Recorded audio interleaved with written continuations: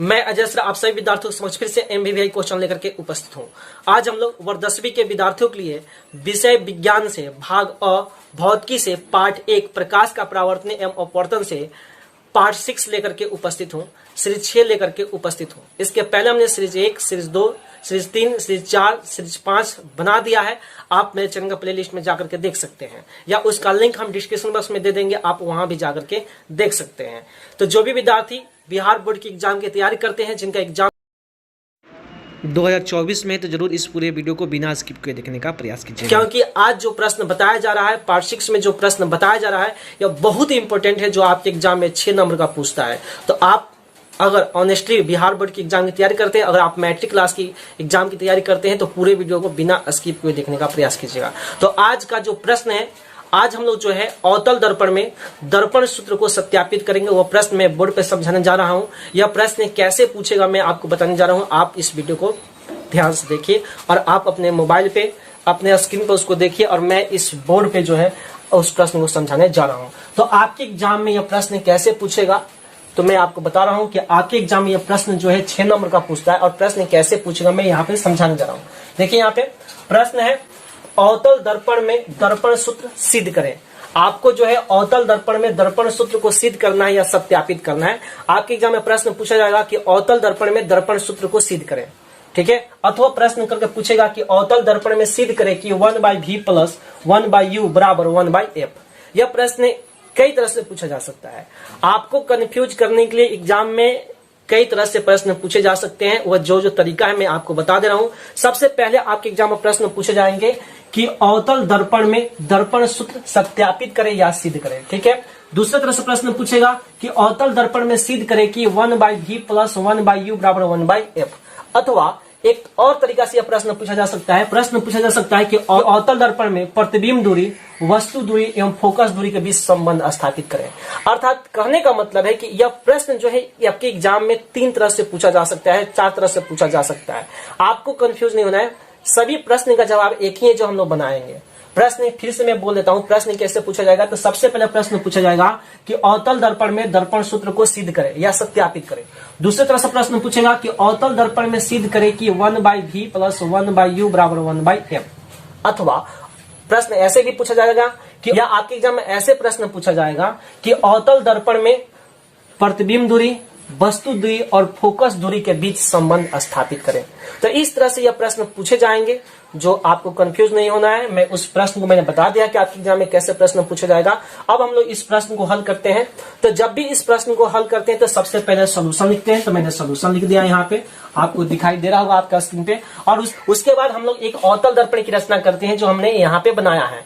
यह जो है एक अवतल दर्पण है। यहाँ पे हमने जो है अनंत और वक्रता केंद्र के बीच एक वस्तु रखी है और उसी के आधार पे जो है हमने एक चित्र की रचना किया है। तो जब भी आप दर्पण सूत्र को सत्यापित कीजिएगा तो आपको जो है एक अवतल दर्पण की रचना करनी होगी, जो आपको बोर्ड पे दिखाई दे रहा होगा, आपको स्क्रीन पे दिखाई दे रहा होगा। तो जो भी विद्यार्थी जब भी दर्पण सूत्र को सत्यापित करेंगे या 1/v + 1/u = 1/f को सत्यापित करेंगे तो इस चित्र की रचना करनी होगी। आप इसका स्क्रीनशॉट ले लीजिए, आप इस चित्र को अपने मन मस्तिष्क में बिठा लीजिएगा, ठीक है। तो चलिए हम लोग इस प्रश्न को बनाते हैं। एक और तरीका से आपके एग्जाम में यह प्रश्न पूछा जा सकता है। प्रश्न पूछा जा सकता है कि दर्पण सूत्र क्या है। तो आप याद रखिएगा कि 1/v + 1/u = 1/f को जो है हम लोग दर्पण सूत्र के नाम से जानते हैं। तो कंफ्यूज नहीं होना है। वस्तुनिष्ठ प्रश्न में पूछा जाएगा कि दर्पण सूत्र किसे कहते हैं या दर्पण सूत्र क्या है। तो आप बताइएगा कि 1/v + 1/u = 1/f को दर्पण सूत्र कहते हैं। वस्तुनिष्ठ प्रश्न में रहेगा, 4 को ऑप्शन दिया रहेगा, उसमें जो यह ऑप्शन मिलेगा कि 1/v + 1/u = 1/f। तो आप उसको गोलिया दीजिएगा, इससे आपको 1 नंबर का वस्तुनिष्ठ प्रश्न भी आसानी से बन जाएगा। अब इसको हल करते हैं। तो हमने बताया कि जब भी हम लोग हल करते हैं तो एक चित्र की रचना करते हैं। हमने चित्र की रचना कर दिया है। अब हम लोग इसकी भाषा को समझते हैं और इसकी भाषा को लिखते हैं। ध्यान रखिएगा, मैं जो भी भाषा बोलूंगा आपको नीचे लिखते हुए नजर आएंगे, आपको स्पष्ट दिखाई देगा, साइड में भी आपको वो भाषा दिखाई देगा। समझ में आया? तो आप बारीकी से उस भाषा को अपने नोटबुक तैयार करते जाइएगा। आप कॉपी किताब निकाल कर बैठिए और उस भाषा को लिखते चलिए, जिससे आपको फायदा मिलेगा। अगर आप इसका नोटबुक तैयार करते हैं तो आप आसानी से जो है इस प्रश्न को हल कर पाएंगे, आप आसानी से इस प्रश्न का आंसर दे पाएंगे। तो आइए हम लोग इस प्रश्न को आप समझते हैं, इसको बनाते हैं। तो सबसे पहले जब भी हम लोग प्रश्न को हल करते हैं तो सबसे पहले हम लोग क्या लिखते हैं, सोल्यूशन लिखते हैं। तो हमने यहाँ पे सोल्यूशन लिख दिया, इतनी बातें समझ में आ गई। जब भी हम लोग प्रश्न को हल करते हैं तो सबसे पहले हम लोग सोल्यूशन लिखते हैं, हल लिखते हैं। उसके बाद हमने दर्पण सूत्र को सिद्ध करने के लिए या 1/v + 1/u = 1/f को सत्यापित करने के लिए आपको एक चित्र की रचना करनी होगी, जो यहाँ पे आपको एक चित्र दिखाई दे रहा है। ठीक है, इस चित्र के माध्यम से ही हम लोग जो है 1/v + 1/u = 1/f को सत्यापित कर पाएंगे। अगर आपको ये चित्र समझ में नहीं आएगा, अगर आप इस चित्र को नहीं बना पाएंगे तो आप जो है दर्पण सूत्र को नहीं सत्यापित कर पाएंगे। तो इसलिए जब भी आपको दर्पण सूत्र को सत्यापित करना होगा तो आपको इस चित्र की रचना करनी होगी। आप बिना चित्र की रचना किए हुए आप दर्पण सूत्र को सत्यापित नहीं कर पाएंगे। और आपके एग्जाम में यह प्रश्न 6 नंबर का आता है। तो इतना जानिए कि अगर आपको 6 नंबर चाहिए फिजिक्स में, भौतिकी में अगर आपको 6 नंबर चाहिए, ठीक है, दर्पण सूत्र से, तो आपको इस चित्र को समझना होगा, इस चित्र को जानना जरूरी होगा। आपको जो है इस चित्र को बनाना पड़ेगा। आप इस चित्र को बनाइएगा और जब भी आप एग्जाम देने जाइएगा साइंस का तो आप अपने साथ जो है स्टूमर बॉक्स जरूर लेकर के जाइएगा, क्योंकि जो भी चित्र बनाए जाते हैं वह सभी जो है कट पेंसिल से बनाए जाते हैं। समझ में आया ना? तो आप जब भी साइंस का एग्जाम देने जाइएगा तो आप अपने साथ जो है एक स्टूमर बॉक्स लेकर के अवश्य जाइएगा और उसको, उसमें जो भी साइंस में जो चित्र आएंगे बनाने के लिए आप उसको कट पेंसिल से बनाइएगा उस फिगर को। समझ में आ रहा है ना? इतनी बातें समझ में आ गई। चलिए तो इस प्रश्न को आप समझते हैं, इसको हल करते हैं। तो हमने क्या किया, सबसे पहले हल लिखा, उसके बाद हम क्या लिखेंगे, रचना करेंगे। इसका क्या करेंगे, रचना। इस चित्र को देख करके हम रचना लिखेंगे, उसकी भाषा लिखेंगे। तो कैसे लिखेंगे, मैं यहाँ पे इस चित्र की रचना कर रहे हैं, मैं भाषा में बोलने जा रहा हूँ और जो मैं भाषा बोलूंगा वह आपको साइड में लिखते हुए, नीचे लिखते हुए नजर आपको आएंगे। आप आसानी से उस भाषा को समझ जाएंगे। समझ में आया? मैं जो भी बोलूंगा आपको साइड में लिखते हुए नजर आएंगे। तो भाषा कैसे लिखते हैं, इस चित्र के माध्यम से हम लोग समझते हैं। अगर चित्र समझ में आ गया तो आप आसानी से चित्र को देख करके भाषा भी समझ जाएंगे। तो यह जो चित्र दिख रहा है, एक अवतल दर्पण है और अवतल दर्पण के सामने अनंत एवं वक्रता केंद्र के बीच एक वस्तु रखी गई है। तो चलिए हम लोग इसको हल करते हैं, बनाते हैं, इसकी रचना लिखते हैं। तो कैसे लिखेंगे, तो सबसे पहले आपको लिखना है कि माना कि MM- एक अवतल दर्पण है। कैसे लिखना है कि माना कि MM- एक अवतल दर्पण है जिसके सामने अनंत एवं वक्रता केंद्र के बीच एक वस्तु AB रखी गई है, जिसका प्रतिबिंब दर्पण के सामने, जिसका प्रतिबिंब A'-B' दर्पण के सामने वक्रता केंद्र एवं फोकस के बीच में बनता है, जो वास्तविक उल्टा एवं वस्तु से छोटा होता है। समझ में आ गया? कैसे भाषा लिखना है, फिर से मैं बोल देता हूं। भाषा लिखना है कि माना कि MM- एक अवतल दर्पण है जिसके सामने अनंत एवं वक्रता केंद्र के बीच एक वस्तु AB रखी गई है, जिसका प्रतिबिंब A'-B' दर्पण के सामने वक्रता केंद्र एवं फोकस के बीच में बनता है, जो वास्तविक होता है, जो वास्तविक उल्टा एवं वस्तु से छोटा है। साथ ही SN लंब XP डाला, साथ ही SN लंब XP डाला। इतनी बातें समझ में आ गई? क्या हुआ, साथ ही SN लंब XP डाला। तो आशा करते हैं कि आपको इतनी बातें समझ में आ गई। उसके बाद कैसे लिखेंगे कि पुनः माना कि वस्तु दूरी BP = U, B'-P प्रतिबिंब दूरी बराबर V, तब फोकस दूरी PF = F है। तो सिद्ध करना है कि 1/v + 1/u = 1/f। भाषा समझ में आया? भाषा एक बार और फिर से बोल देते हैं, कंफ्यूजन नहीं होगा। माना कि MM- एक अवतल दर्पण है जिसके सामने अनंत एवं वक्रता केंद्र के बीच एक वस्तु AB रखी गई है, जिसका प्रतिबिंब A'-B' दर्पण के सामने वक्रता केंद्र एवं फोकस के बीच में बनता है, जो वास्तविक उल्टा एवं वस्तु से छोटा है। साथ ही SN लंब XP डाला, साथ ही SN लंब XP डाला। पुनः माना कि, पैराग्राफ चेंज करके लिखेंगे कि पुनः माना कि, जैसे आपको लिखते हुए नजर आएगा उस तरह भाषा लिखना है आपको एग्जाम में, कि पुनः माना कि वस्तु दूरी BP = U, प्रतिबिंब दूरी B'-P = V तथा फोकस दूरी PF = F है। तो सिद्ध करना है कि 1/v + 1/u = 1/f। तो आशा करते हैं कि आपको यह भाषा समझ में आ गई है। अगर आप इस भाषा को समझ गए हैं तो आप अपने नोटबुक में इस भाषा को लिख लीजिए या इसका स्क्रीनशॉट ले लीजिए, इससे आपको बहुत ज्यादा फायदा मिलेगा। तो बढ़ते हैं इस प्रश्न को, अब आगे बनाते हैं। तो अब लिखेंगे कि अब चित्र से अस्पष्ट है, अब चित्र से अस्पष्ट है। ठीक है, अब आगे क्या लिखेंगे कि अब चित्र से अस्पष्ट है। यहाँ पे आपको साफ साफ नजर आ रहे हैं कि सोल्यूशन में हमने क्या लिखा कि अब चित्र से अस्पष्ट है। भाषा समझ में आ गया, सभी विद्यार्थियों को भाषा समझ में आ गया। आशा करते हैं कि आपको यह भाषा समझ में आ गया। अगर आपको भाषा समझ में आ गया तो आप आसानी से दर्पण सूत्र को सत्यापित कर सकते हैं। अगर इस चित्र को समझ गए तो आप आसानी से दर्पण सूत्र को सत्यापित कर सकते हैं। बहुत ही आसान है, बहुत ईजी है। आप बस मेरे चैनल पर बने रहिए। अगर आप इस वीडियो को पहली बार देख रहे हैं और मेरे चैनल पर पहली बार है तो आप जरूर मेरे चैनल को सब्सक्राइब कीजिएगा, वीडियो को लाइक कीजिएगा, साथ ही साथ इस वीडियो को शेयर कीजिएगा। चलिए इस प्रश्न को समझते हैं। फिर से हमने भाषा आपको बता दिया है, अब हम लोग इसको हल करते हैं आगे। तो आगे क्या लिखेंगे कि अब चित्र से स्पष्ट है। क्या लिखेंगे कि अब चित्र से स्पष्ट है। अब आपको इस चित्र में क्या दिखाई दे रहा है? अब आपको इस चित्र में क्या दिखाई दे रहा है? बहुत ज्यादा गर्मी कर रहा है इसलिए इतनी पसीने निकल रहे हैं आप। तो आते हैं अब आगे समझते हैं। तो आगे क्या लिखेंगे कि अब चित्र से स्पष्ट है। क्या लिखेंगे कि अब चित्र से स्पष्ट है। तो चित्र में क्या करें इसको समझते हैं। तो चित्र में ध्यान से देखेंगे कि ए बी सी और ए डैश बी डैश सी एक दो समकोण त्रिभुज है। ध्यान से देखिए, ए बी सी और ए डैश बी डैश सी दो समकोण त्रिभुज की रचना हो रही कि नहीं हो रही है कि नहीं हो रही है? ध्यान से समझिए। अब चित्र से स्पष्ट है। आगे समझते हैं। तो आगे क्या लिखेंगे कि अब चित्र से स्पष्ट है। अब चित्र से क्या स्पष्ट है? तो देखिए इस चित्र में लिखा है कि त्रिभुज ए बी सी, त्रिभुज ए बी सी तथा त्रिभुज ए डैश बी डैश सी, ए डैश बी डैश सी में इस चित्र में क्या दिखा? ध्यान से समझिए। ए बी सी और ए डैश बी डैश सी दो त्रिभुज दिख रहा है। दोनों त्रिभुज कैसा है? समकोण है, यानी 90 डिग्री कोण बन रहा है। ध्यान रखिएगा, हमने क्या लिखा कि अब चित्र से स्पष्ट है। क्या? त्रिभुज ए बी सी तथा त्रिभुज ए डैश बी डैश सी में क्या दिखा कि कोण बी और कोण बी डैश, यानी कोण बी बराबर कोण बी डैश प्रत्येक 90 डिग्री, प्रत्येक 90 डिग्री आपको दिखा। आपको दिखा, चित्र में दिखा। ध्यान से समझिए, बड़ी आसान है। आप आसानी से इसको समझ पाएंगे अगर इस वीडियो को बिना स्किप किए देखने का प्रयास कीजिएगा। तो मैं बड़ी सरल तरीका से मैं आपको समझा रहा हूं कैसे। इस चित्र को समझिए। हमने क्या लिखा कि अब चित्र से स्पष्ट है। त्रिभुज ए बी सी एक त्रिभुज बना, वो भी समकोण त्रिभुज, और दूसरा ए डैश बी डैश सी, ए डैश बी डैश सी। देखिए यहाँ पे त्रिभुज बना, मेरे हाथ को ध्यान से देखिए। ए डैश बी डैश सी एक त्रिभुज बना, एक समकोण त्रिभुज यहाँ पे बना। इसलिए हमने लिखा कि त्रिभुज ए बी सी तथा त्रिभुज ए डैश बी डैश सी में क्या दिखा कि कोण बी बराबर कोण बी डैश प्रत्येक 90 डिग्री। देखिए यहाँ पे कोण बी पे 90 डिग्री बन रहा है और यहाँ पे कोण बी डैश पर भी 90 डिग्री कोण बन रहा है। दिखा ना?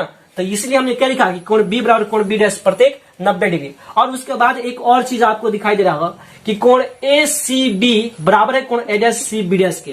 कोण ए सी बी बराबर है कोण ए डैश सी बी डैश के। क्यों? तो शीर्षाभिमुख कोण से, शीर्षाभिमुख कोण से। समझ में आया कि नहीं आया? बताओ, समझ में आया कि नहीं आया?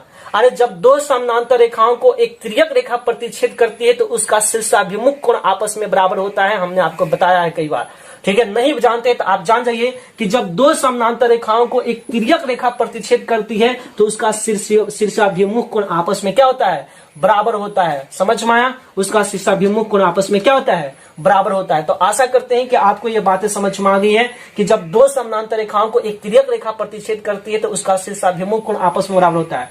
देखिए ये यहाँ पे ध्यान से देखेंगे, यहाँ पे जो है ये जो है कोण त्रिभुज ए बी सी में कोण सी और कोण ए डैश सी, कोण ए डैश बी डैश सी में कोण यहाँ पे सी। देखिए कोण ए सी बी बराबर है कोण ए डैश सी बी डैश के। क्यों? तो शीर्षाभिमुख कोण से। समझ में आ गया? क्यों? तो शीर्षाभिमुख कोण से। समझ में आ गया? इतनी बातें समझ में आ गई। यहाँ पे जो है, यहाँ पे ध्यान से समझेंगे, कोण ए सी बी बराबर है कोण ए डैश सी बी डैश के। क्यों? क्योंकि दोनों कौन सा कोण बन रहा है? शीर्षाभिमुख कोण बन रहा है, शीर्षाभिमुख कोण की रचना हो रही है। ठीक है? तो यहाँ पे लिखेंगे कोण ए सी बी बराबर है कोण ए डैश सी बी डैश। तो लिखेंगे यहाँ पे कौन सा कोण बन रहा है? तो कोण ए सी बी बराबर है कोण ए डैश सी बी डैश। क्यों? तो शीर्षाभिमुख कोण से, जो मैंने अभी आपको समझाया कि कोण ए सी बी बराबर है कोण ए डैश सी बी डैश। क्यों? क्योंकि यह दोनों कौन सा कोण है? शीर्षाभिमुख कोण है। तो याद रखिएगा कि जब दो समकोण त्रिभुज के दो गो कोण या दो गो भुजा आपस में बराबर हो जाता है तो वह त्रिभुज समरूप हो जाता है। यह बात याद रहेगा कि जब दो समकोण त्रिभुज की दो भुजा या दो कोण आपस में बराबर होते हैं तो वह दोनों समकोण त्रिभुज समरूप हो जाता है। इसलिए त्रिभुज ए बी सी समरूप होगा त्रिभुज ए डैश बी डैश सी के। क्यों? तो कोण कोण समरूपता से। क्यों? तो कोण कोण समरूपता से, कोण कोण समरूपता से, रूपता से। वीडियो तो थोड़ा बड़ा होगा लेकिन बड़ी आसानी से आप समझ जाइएगा भागिएगा मत इस वीडियो को छोड़ करके, नहीं तो आपको समझ में नहीं आएगा। ध्यान से देखिए, अगर आप बिहार बोर्ड के विद्यार्थी हैं और आपको एग्जाम देना है 10वीं क्लास में, तो आप इस प्रश्न को बिना देखे हुए मत जाइएगा, क्योंकि यह प्रश्न आपके एग्जाम में 6 नंबर का आता है। तो आप जरूर इस पूरे वीडियो को ध्यान से देखिएगा, यह आपके 6 नंबर प्रश्न का सवाल है, ठीक है। तो ध्यान से देखिएगा। तो याद रखिएगा कि जब दो समकोण त्रिभुज की 2 गो कोण या 2 गो भुजा आपस में बराबर होता है तो वह त्रिभुज समरूप हो जाता है। इसलिए त्रिभुज ABC समरूप है त्रिभुज ABCD के। क्यों हुए? तो कौन समरूपता से। तो एक और चीज याद रखिएगा कि समरूप त्रिभुज की संगत भुजाएं अनुपातिक होती है। याद रहेगा, समरूप त्रिभुज की संगत भुजाएं अनुपातिक होती है। इसलिए ध्यान रखिएगा, इसलिए यहाँ पे क्या होगा, AB बटा A' और BC बटा B', इसको समीकरण फर्स्ट मानेंगे। क्यों? समझ में आया? हमने क्या बताया कि समरूप त्रिभुज की संगत भुजाएं क्या होती है? अनुपातिक होती है। इसलिए AB बटा A' होगा और BC बटा B' होगा। इतनी बातें समझ में आ गई। हमने क्या आपको सिखाया? हमने सिखाया कि समरूप त्रिभुज की संगत भुजाएं अनुपातिक होती है, इसलिए AB बटा A' और BC बटा B'। कंफ्यूजन हो रहा है? अरे त्रिभुज ABC में AB क्या है? लंब है, और A'-B' में A'-B' क्या है? लंब है। नहीं समझ में आ रहा? चलो मैं यहाँ पे एक अलग सा त्रिभुज बना करके समझा रहा हूँ आप लोगों को, ठीक है।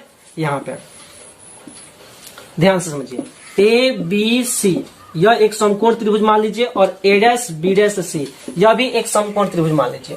तो यहाँ पे कोण B और कोण B' क्या है? 90 डिग्री है। तो ये इसका समरूप भुजा ये हुआ और इसका समरूप भुजा यह हुआ। इतनी बातें समझ में आई कि नहीं?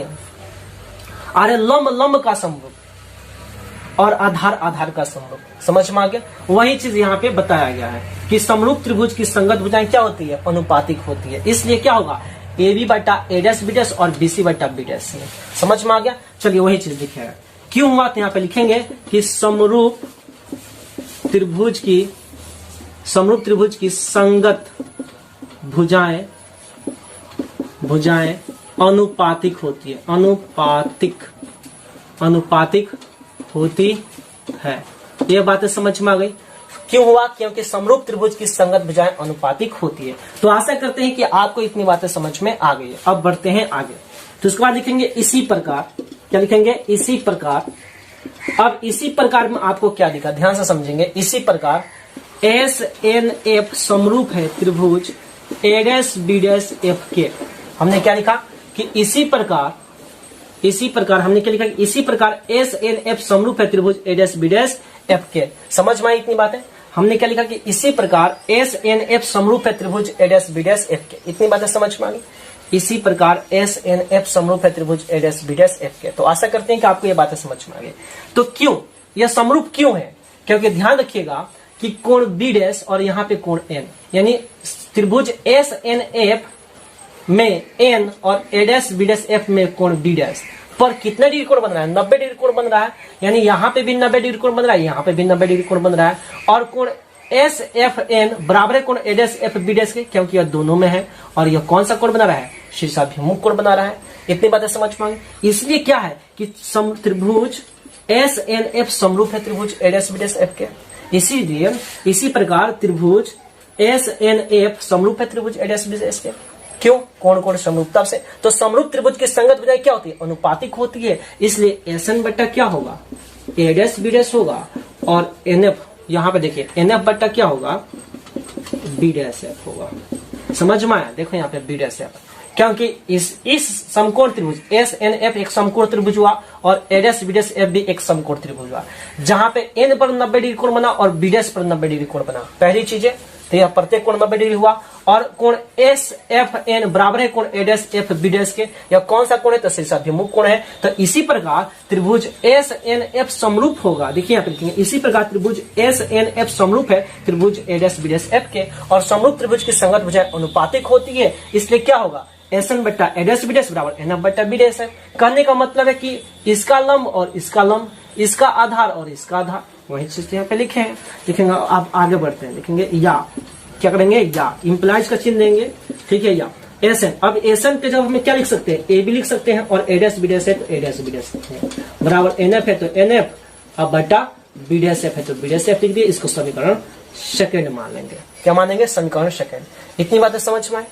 इतनी बातें समझ में आई कैसे की?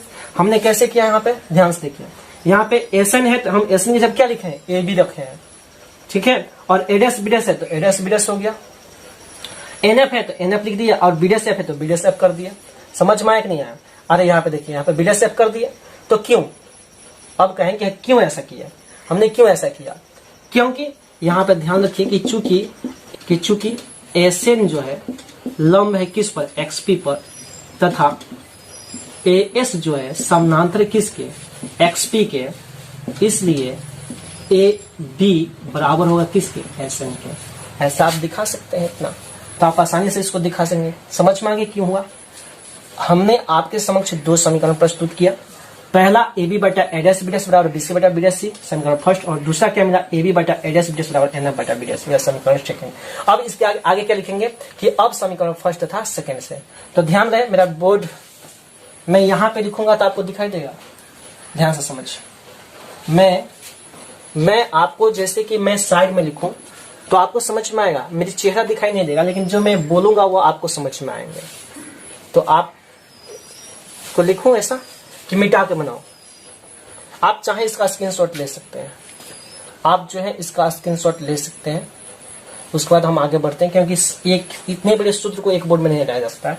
हटा सकते हैं, बशर्ते आप ये साइड पे आपको लिख दे साइड में। चलिए साइड में बना, तो मैं इस साइड में यहाँ पे मैं बगल में जो है यहाँ पे चित्र, यहाँ पे जो स्पेस जो खाली जगह है, मैं यहाँ पे जो है आगे लिखने जा रहा हूँ, क्योंकि अब यहाँ पे जो है पूरा भर गया बोर्ड। साइड में जगह है थोड़ा सा, मैं इस पे आगे के जो सूत्र है उसको सत्यापित करने जा रहा हूं।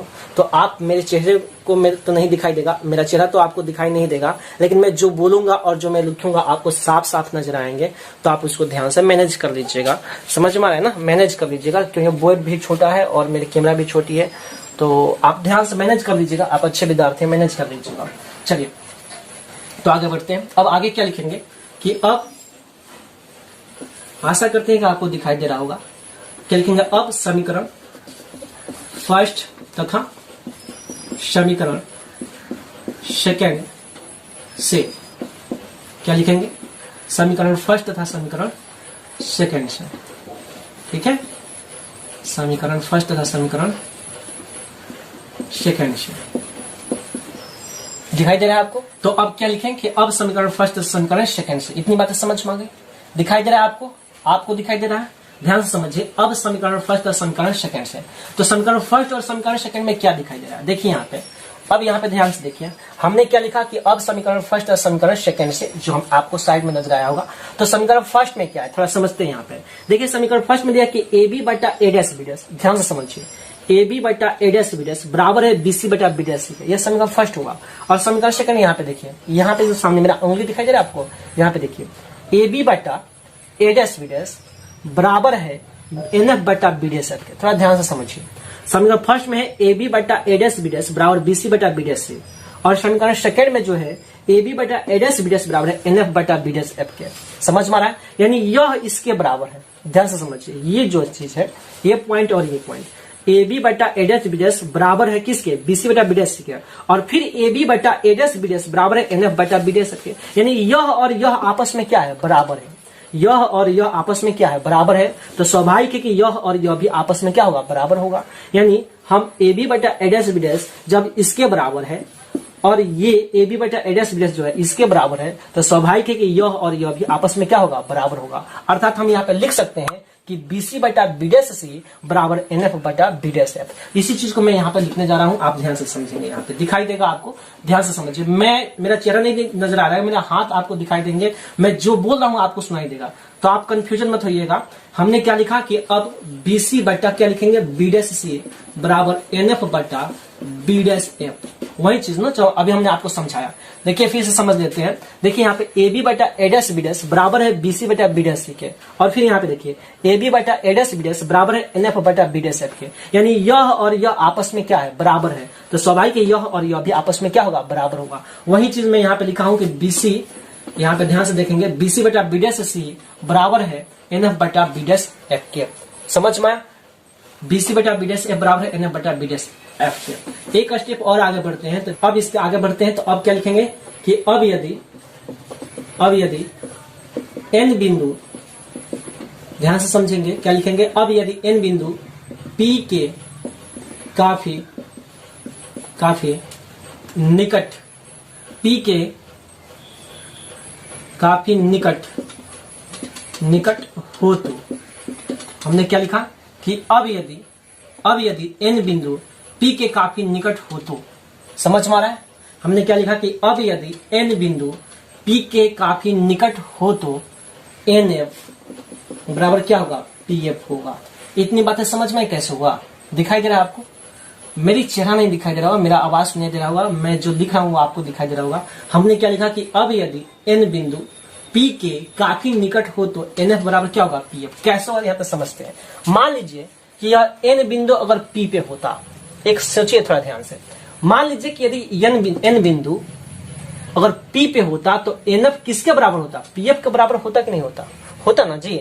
हमने क्या लिखा कि अब यदि n बिंदु P के काफी निकट हो तो NF बराबर PF। हमने ये चीज लिखा। तो यहाँ पे देखिए, अगर मान लीजिए कि यह n बिंदु जो है P पे होता तो यह NF किसके बराबर होता, PF के बराबर होता। समझ में आ रहा है ना, वही चीज हमने यहाँ पे लिखा कि अब यदि n बिंदु P के काफी निकट हो तो NF बराबर PF। समझ में आ गया। चलिए अब आगे बढ़ते हैं। इसलिए BC बटा BC बराबर NF, जहां पे यहाँ पे देखिए यहाँ पे NF है, तो अब NF जब क्या लिख सकते हैं, यहाँ पे PF लिख सकते हैं कि नहीं लिख सकते हैं, देखिए यहाँ पे। इसलिए BC बटा BC बराबर अब NF जब क्या लिख सकते हैं, PF लिख सकते हैं, और BF है तो हमने BF कर दिया।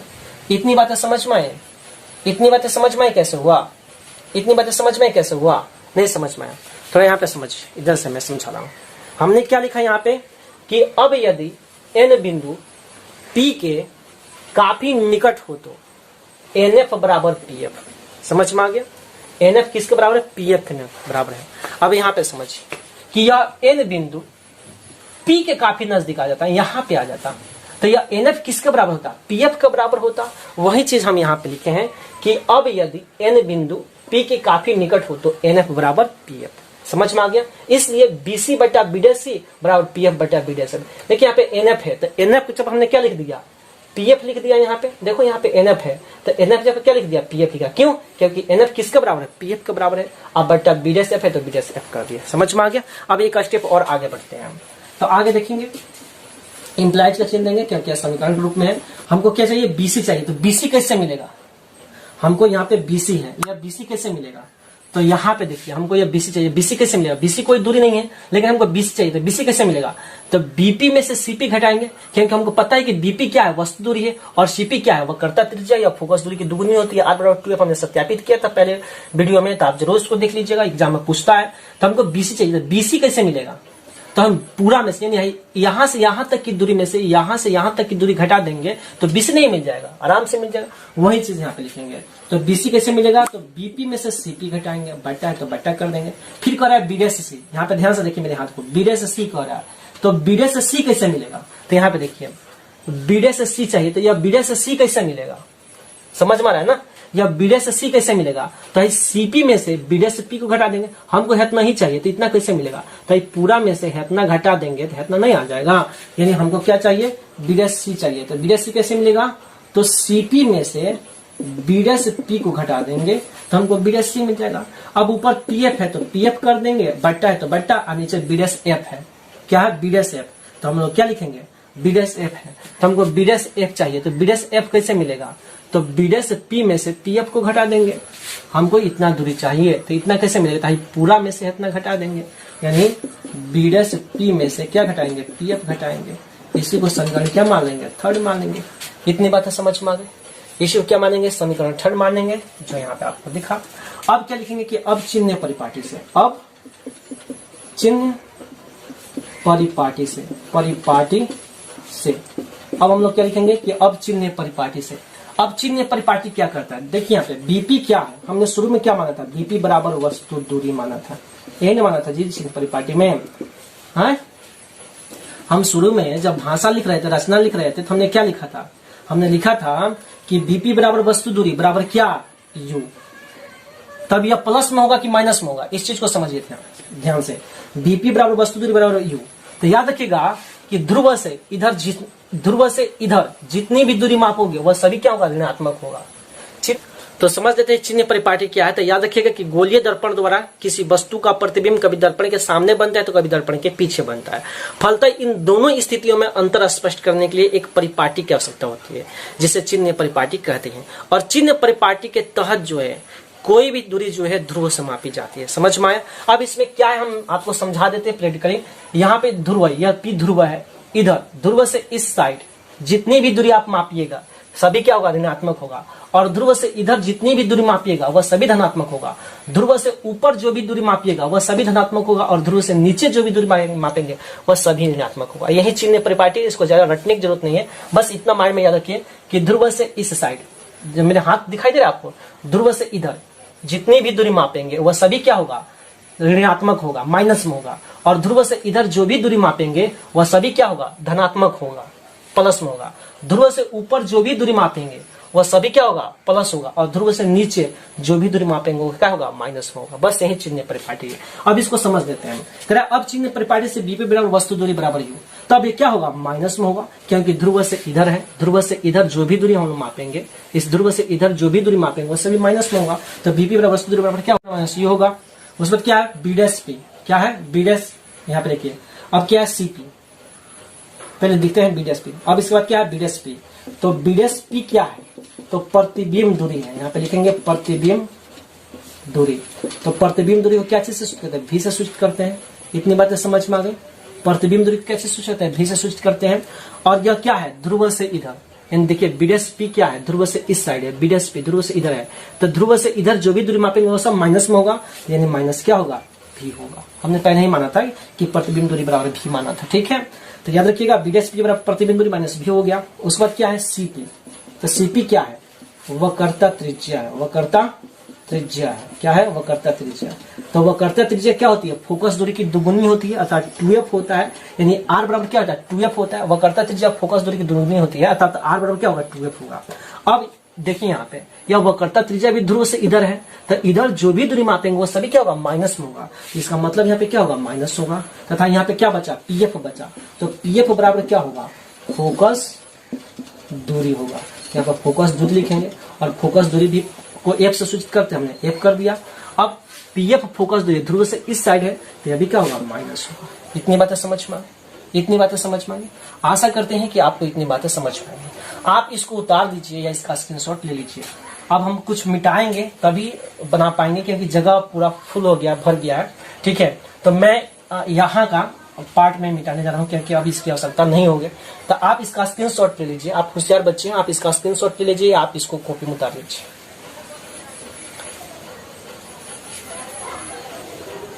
तो आशा करते हैं कि आपने इसका स्क्रीनशॉट ले लिया है, या आप इसको अपने कॉपी में, अपने नोटबुक में उतार लिया है। मैं यहाँ का कुछ पार्ट में मिटाने जा रहा हूँ जो आपको समझ में आएंगे, क्योंकि मेरा जगह नहीं है, ठीक है। इस पार्ट को मैं मिटाने जा रहा हूँ, कुछ हिस्से यहाँ पे मिटा दे रहा हूँ, ठीक है। आप उतार लिए होंगे।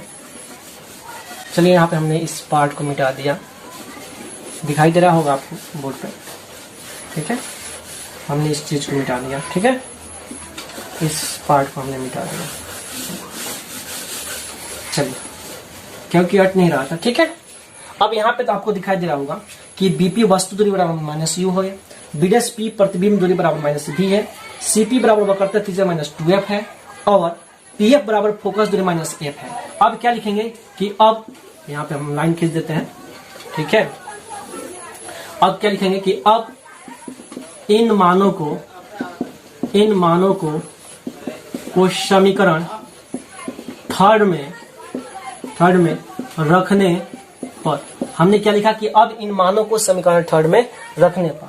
तो ये जो मान है, देखिए यहाँ पे समीकरण थर्ड है, यहाँ पे आपको नजर आ रहे होंगे, मेरा हाथ आपको दिखाई दे रहा होगा, देखिए मेरा हाथ यहाँ पे आपको दिखाई दे रहा होगा, यहाँ पे समीकरण थर्ड है, मैं इंडिकेट कर रहा हूँ, ध्यान से देखिएगा। यहाँ पे समीकरण थर्ड है, आपको इंडिकेट मैं कर रहा हूँ, आपको दिखाई दे रहा होगा, यह समीकरण थर्ड है, यहाँ पे इसका मान रख रहे हैं, ठीक है। तो यहाँ पे जो है मैं इम्प्लाइज का चिन्ह दे दिया, और बीपी है तो बीपी का मान यहाँ पे देखिए, बीपी माइनस यू है तो हमने यहाँ पे माइनस यू कर दिया, ठीक है। माइनस है तो माइनस कर दिया, और देखिए यहाँ पे ध्यान से समझेंगे, और यहाँ पे देखिए Cp है, तो देखिए Cp का मान -2f है, तो मैं -2f कर दिया, ठीक है, बट्टा है तो बट्टा कर दिया। इतनी बातें समझ में आ गई। मेरा चेहरा नजर नहीं आ रहा होगा, लेकिन मैं जो समझा रहा हूँ उसको ध्यान से समझिए। यहाँ पे Bp है, देखिए मेरा उंगली यहाँ पर इंडिकेट कर रहा है आपको, ये उंगली मेरा इंडिकेट कर रहा है। यहाँ पे Bp माइनस Cp है, तो देखिए Bp की जगह पर देखिए यहाँ पे -u है, ठीक है, तो हमने -u लिख दिया, माइनस है तो हमने माइनस कर दिया, और Cp है तो देखिए यहाँ पे Cp बराबर -2f है, तो हमने -2f कर दिया, ठीक है। चलिए नीचे देखिए यहाँ पे Cp है, तो Cp का मान देखिए -2f है। ध्यान से समझेंगे, यहाँ पे मेरी उंगली इंडिकेट कर रही है, देखिए यहाँ पे Cp है, तो Cp जो है यहाँ पे -2f है, तो -2f हमने कर दिया, ठीक है। इतनी बातें समझ में आ गई होगी।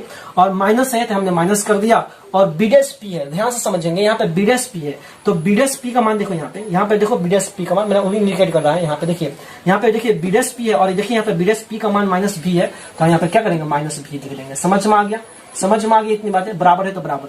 अब Pf है, यहाँ पे देखिए, यहाँ पे मैंने उंगली इंडिकेट कर होगा Pf, ये Pf जो है, Pf का मान कितना है -f है, तो हमने -f कर दिया, बट्टा है तो बट्टा कर दिया। देखिए यहाँ पे B' है, यहाँ पे ध्यान से देखेंगे, मैंने उंगली इंडिकेट कर रही है, B' देखेंगे यहाँ पे B' है, तो B' का मान -b है, तो यहाँ पे मैं -b कर दिया, और माइनस है तो माइनस कर दिया। देखिए यहाँ पे माइनस है तो माइनस कर दिया। और Pf का मान यहाँ पे देखिए, यहाँ पे Pf है, तो Pf का मान क्या है, -f है यहाँ पे, तो मैं यहाँ पे -f कर दिया। जो मान हमने क्या लिखा कि अब इन मानों को समीकरण थर्ड में रखने पर, समीकरण थर्ड यहाँ पे थी, हमने उस चीज को यहाँ पे रख दिया, ठीक है। चलिए अब इसको हल करते हैं, इसको बनाते हैं। तो यहाँ पे क्या है, -u है तो -u कर दिया, और माइनस है तो माइनस प्लस होता है तो +2f कर दिया, ठीक है, बट्टा -2f है तो -2f कर दिया, माइनस प्लस होता है प्लस कर दिया, भी है तो भी कर दिया, बराबर है तो बराबर कर दिया, -f है तो -f कर दिया, बट्टा है तो बट्टा, -b तो माइनस प्लस f हो गया। समझ में आ गया, इतनी बातें समझ में आ गई। समीकरण आपको बनाने आता होगा, अलजेब्रा आप लोग पढ़े होंगे, आप लोग छोटे क्लास में, तो आप लोग को ये बातें समझ में आ गई होंगी। अब समीकरण में होता क्या है कि क्रॉस मल्टीप्लिकेशन किया जाता है, कैंचिया गुना होता है। आप इससे इन दोनों में गुना करेंगे, यानी एक से पहले इन दोनों में, फिर इससे इन दोनों में गुना करेंगे, फिर इससे इन दोनों में करना है, ठीक है। तो पहले मैं इससे इन दोनों में गुना करता हूं, तो देखिए माइनस माइनस क्या होता है, प्लस होता है, और 2f² है तो हमने 2f² कर दिया। इतनी बातें समझ में आ गई। मैं इससे जो है इन दोनों में गुना कर रहा हूँ, इतनी बातें समझ में आ गई। मैं इससे इन दोनों गुना कर रहा हूं, तो माइनस माइनस प्लस हो गया, 2f गुने f, तो 2f² हो गया, फिर प्लस में माइनस बराबर माइनस होता है, v गुने f, तो v और f हो गया, ठीक है। बराबर का चिन्ह बराबर दे रही है। अब मैं इससे इन दोनों में गुना कर रहा हूं, समझ में आ रहा है ना, मैं इससे इन दोनों में गुना कर रहा हूं, तो माइनस माइनस क्या होता है, प्लस होता है, और u गुने v, तो u और v हो गया। समझ में आ गई इतनी बातें। फिर माइनस गुने प्लस बराबर माइनस होता है, u गुने f, तो uf हो गया, ठीक है। अब फिर इस 2f से इन दोनों में गुना करना है, तो प्लस गुने माइनस बराबर माइनस, और 2f भी, यानी 2vf, यानी क्या होगा, 2vf हो गया। फिर प्लस गुने प्लस बराबर प्लस होता है, 2f गुने f, तो 2f² हो गया। समझ में आ गया, इतनी बातें समझ में आ गई कैसे हुआ। चलो आशा करते हैं कि आपको इतनी बातें समझ में आ गई। अब आगे बढ़ते हैं। देखिए यहाँ पे 2f² है, और यहाँ पे भी प्लस 2f² है, यह भी प्लस में है, यह भी प्लस में है, तो स्वाभाविक के बराबर के इधर जाए तो यह माइनस में होगा, और 2f² में से 2f² घटेगा तो 0 मिलेगा, तो मैं इसको यहीं पे काट दिया। कंफ्यूजन नहीं ना हुआ, आपको समझ में आए ये बातें, कैसे हमने काटा। देखिए ये 2f² है, प्लस में है, और देखिए यह भी प्लस में है 2f², तो प्लस में है तो बराबर के इधर जाएगा तो माइनस तो होगा ना, और घटेगा 2f² में से 2f² को घटाइएगा तो 0 ना मिलेगा, इसलिए मैंने यहाँ पे इसको काट दिया, इसका खेल खत्म यहाँ पे हो गया। अब -vf है तो -v और f कर दिए बराबर, uv है तो uv कर दिए, -uf है तो uf कर दिया, -2vf है तो vf, यानी यह खत्म हो गया। क्यों, क्योंकि यह प्लस में है, बराबर के इधर जाए तो माइनस में होगा, घटेगा तो 0 मिलेगा, इसका कोई मतलब नहीं है, खत्म हो गया। यह भी प्लस में, इधर प्लस में, दोनों तरफ यह भी प्लस में, और सेम चिन्ह रहेगा तो कट जाता है, ठीक है, यानी 0 हो जाता है। अब एक स्टेप आगे बढ़ते हैं। देखिए -uf है, ठीक है, सॉरी -vf है यहाँ पे, और यहाँ पे देखिए -2vf है। समझिए थोड़ा ध्यान से, यहाँ पे जो है -vf है, और यहाँ पे -2vf है। अब ये माइनस में बराबर के इधर क्या होगा, प्लस में होगा, यानी -vf लिख दिए, और माइनस में सेम राशि है, तो इसको हम इधर भेजेंगे तो ये प्लस हो जाएगा, और 2vf है तो 2vf लिख देंगे। इतनी बातें समझ में आई। यह माइनस में बराबर किधर है तो प्लस में हो गया, +2vf हो गया, बराबर है तो बराबर, फिर uv है तो uv, और -uf है तो uf कर दिए। समझ में आया। अब -vf में से +2vf घटेगा तो क्या बचेगा, vf बचेगा। समझ में आ रहा है, यह माइनस में है, आई प्लस में है, तो एक vf में से 2 pf को घटा, मैंने 2 vf में से 2 vf में से एक vf घटाता है, तो क्या बचेगा, VF बचेगा। और यह बड़ा है इसका प्लस का लेते हैं तो प्लस ही रहेगा, बराबर है तो बराबर कर दिए, UV है तो UV कर दिया, माइनस UF है तो माइनस UF कर दिए। इतनी बातें समझ में आ गई। आशा करते हैं कि आपको ये बातें तो जरूर समझ में आ गई है। आशा करते हैं कि आपको इतनी बातें समझ में आ गई है। अब क्या लिखेंगे कि अब दोनों तरफ UVF से भाग देने पर हमने क्या लिखा कि अब दोनों तरफ UVF से भाग देने पर, चलिए भाग देते हैं। तो VF है तो VF बटा UVF बराबर UV है तो UV हो गया और फिर UVF हो गया, माइनस तो माइनस, UF है तो UF कर दिया, फिर UVF कर दिया। समझ में आ गई इतनी बातें। अब VF से V और F कटा, UV से UV कटा और UF से U और F कटा, तो बचा क्या भाई, जब ये कट गया तो बचा क्या, इस चीज को समझिए। देखिए यहाँ पे क्या बचा, ध्यान से समझेंगे। यहाँ पे बचा क्या, देखिए यहाँ पे U बचा तो 1/U कर दिए बराबर, दिखाई दे रहा है। चलिए यहाँ पे बचा क्या, 1/F बचा तो 1/F कर दिए, माइनस है तो माइनस। अब यहाँ पे V बचा है तो 1/V हो गया। समझ में आ रहा है। अब ये माइनस में बराबर के इधर क्या होगा, प्लस में होगा। मैं इसको कहाँ बना दूं, यहाँ पे मिटा दूं, इस चित्र को मिटा दूं। चलो इस चीज को मिटा देते हैं, अब इसकी आवश्यकता नहीं है। आप तो समझ गए होंगे, पहले ही आप उतार लिए होंगे, नोटबुक बना लिए होंगे ना। चलिए अब आगे बढ़ते हैं। अब इसको यहाँ पे मैं समझाता हूँ। देखिए यहाँ पे 1/V बराबर 1/F माइनस 1/V मिला। समझ में आ रहा है ना। अब ये माइनस में बराबर किधर क्या होगा, प्लस में होगा, यानी 1/V प्लस 1/U कर सकते हैं आप, बराबर 1/F कर सकते हैं कि नहीं कर सकते हैं, थोड़ा ध्यान से समझिए। यह माइनस में है, बराबर की इधर क्या होगा, प्लस में होगा। यह माइनस में है, बराबर की इधर क्या होगा, प्लस में होगा। तो माइनस 1/V है तो क्या होगा, प्लस 1/V होगा, तो प्लस 1/V कर दिए। और यहाँ पे पहले से क्या है, प्लस है, यहाँ पे कुछ नहीं है तो इसका मतलब प्लस है ना, तो प्लस 1/U कर दिए, बराबर तो बराबर। अब बराबर की तरह 1/F है तो 1/F हो गया। ठीक है, तो हमको सत्यापित क्या करना था, 1/V प्लस 1/U बराबर 1/F। देखिए तो हमको यही ना सत्यापित करना था, 1/V प्लस 1/U बराबर 1/F आ गया। तो यहाँ पे लिखेंगे हैंस, हैंस का मतलब अतः 1/V प्लस 1/U बराबर 1/F। यह क्या हो गया, प्रूव्ड हो गया। क्या हो गया, प्रूव्ड। यही आपका क्या है, अभीष्ट व्यंजक है, यही आपका दर्पण सूत्र है। तो आशा करते हैं कि आपको जो है यह दर्पण सूत्र समझ में आ गया और होगा, और आपने इसका नोटबुक बना लिया होगा। नहीं बनाया है तो मैं हट जाता हूं, आप जो है इसको नोट कर लीजिए, ठीक है, या इसका स्क्रीनशॉट ले लीजिए।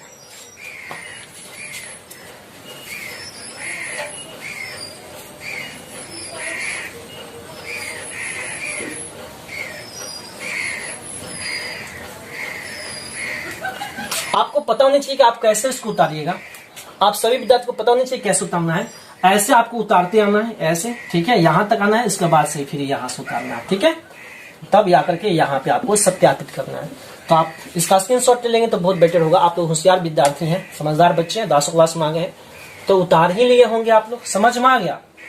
चलो, अगर समझ में आया है तो आप जरूर लिखिएगा कि हाँ सर, कमेंट में लिखिएगा कि हाँ सर समझ में आया। देखता हूं कि बहुत ऐसे विद्यार्थी हैं कि मेरे वीडियो को बहुत देखते हैं लेकिन लाइक कमेंट नहीं करते हैं, शेयर भी नहीं करते, तो आप जरूर कीजिए, ठीक है, ताकि हमको उससे मोटिवेशन मिले और ताकि मैं उससे मोटिवेट हूं और मैं अच्छा से अच्छा वीडियो आपके समक्ष लेकर के आऊं और आप अपने एग्जाम में एक अच्छा स्कोर कर पाएं। तो आशा करते हैं कि आपको ये प्रश्न समझ में आ गए। अगर आपको लगता है कि सभी प्रश्न इंपॉर्टेंट है और आपके एग्जाम के लिए उपयोगी है तो जरूर आप मेरे चैनल को सब्सक्राइब कीजिएगा, वीडियो को लाइक कीजिएगा, साथ ही साथ इस वीडियो को शेयर कीजिएगा और बेल आइकन को जरूर दबाइए ताकि इसी तरह के MBBI क्वेश्चन का नोटिफिकेशन सबसे पहले आपको मिले और आप इस वीडियो को सबसे पहली बार देखें, ठीक है। तो आशा करते हैं कि आपको ये सभी बातें समझ में आ गई। तो इसी के साथ बिहार बोर्ड के जितने भी विद्यार्थी हैं, साथ ही साथ इस देश के जितने भी युवा हैं जो किसी भी कॉम्पिटिटिव एग्जाम की तैयारी करते हैं, उन सभी मित्रों को, सभी दोस्तों को मेरी तरफ से बेस्ट ऑफ लक। जय हिंद, जय भारत।